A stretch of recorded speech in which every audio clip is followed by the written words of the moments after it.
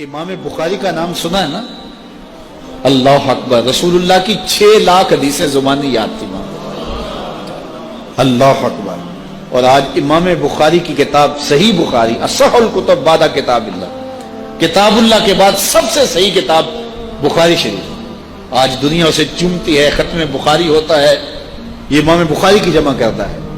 امام بخاری سفر پہ جا رہے تھے اور امیر آدمی تھے، 6 لاکھ اشرفیاں اس زمانے میں آپ کے پاس تھے۔ یہ چھوٹا سرمایہ نہیں تھا، کشتی کا سفر تھا۔ کسی شخص نے دیکھا کہ ان کے پاس 6 لاکھ اشرفیاں ہیں۔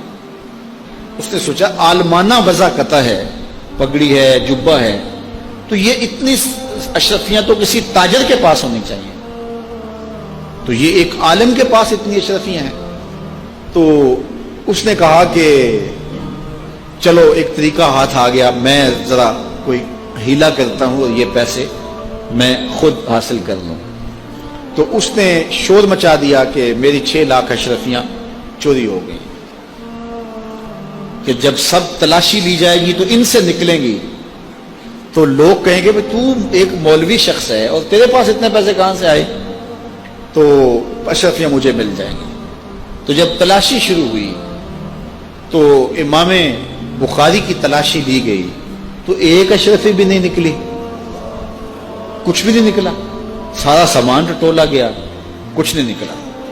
خیر چلو، لوگوں نے اس کو کہا تو جھوٹا ہے، تو نے خام خواہ جو ہے وہ ایک مکر کیا ہے۔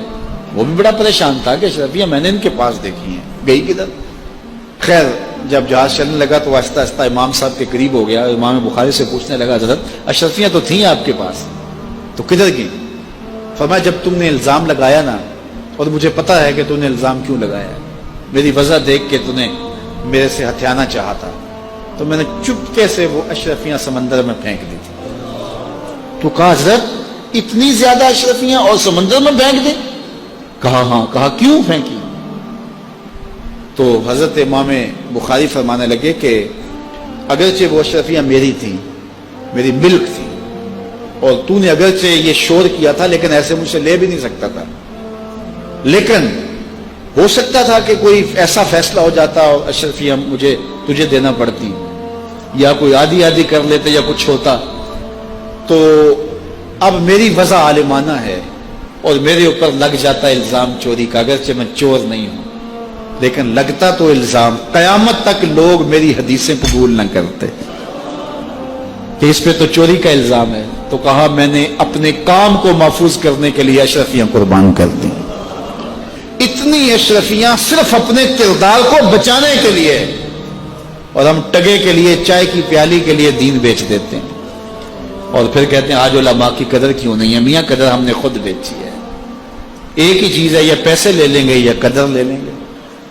تو یہ ذمہ داری تھی ہماری کہ ہم انتہائی حساسیت کے ساتھ جو ہے اس دور کا ادراک کرتے اور حالات کو سمجھتے، اور جن لوگوں نے حالات کو سمجھ کے قدم اٹھائے ہیں وہ کامیاب اور بامراد ہوئے۔ اس لیے علماء کو بھی بہت زیادہ پھونک پھونک کے قدم رکھنے کی ضرورت ہوتی ہے کہ وہ ایک ایک قدم پھونک کر کے رکھیں۔ اعلیٰ حضرت نے کتنی خوبصورت بات کی تھی اپنے زمانے میں۔ آپ نے علماء کو جو نصیحتیں کی اس میں ایک نصیحت کی، آپ نے کہا علماء لوگ تمہیں دیکھ کے دین کے قریب ہوتے ہیں اور تمہیں دیکھ کے دور بھی ہو جاتے ہیں۔ کہا کہ اگر تم نے سنن غیر موقدہ کو چھوڑ دیا تو لوگ سنن موقدہ چھوڑ دیں گے، اور اگر تم نے سنن موقدہ کو چھوڑ دیا لوگ واجبات چھوڑ دیں گے، تم نے واجبات چھوڑ دیے تو لوگ فرائض چھوڑ دیں گے، اور اگر تم نے فرائض چھوڑ دیے تو لوگ کہیں دین نہ چھوڑ دیں۔ اور پھر کہا اے طبقہ علماء، تم نے اگر مکروہ تنزیہیہ کا ارتکاب کیا تو لوگ مکروہ تحریمیہ میں پڑ جائیں گے، اور اگر تم نے مکروہ تحریمیہ کا ارتکاب کیا لوگ حرام میں پڑ جائیں گے، تم نے اگر حرام کا ارتکاب کیا تو لوگ کفر میں پڑ جائیں گے۔ اس لیے علماء کو آج کے دور میں نہیں، ہر دور میں اپنے کردار کو بڑا صاف رکھنا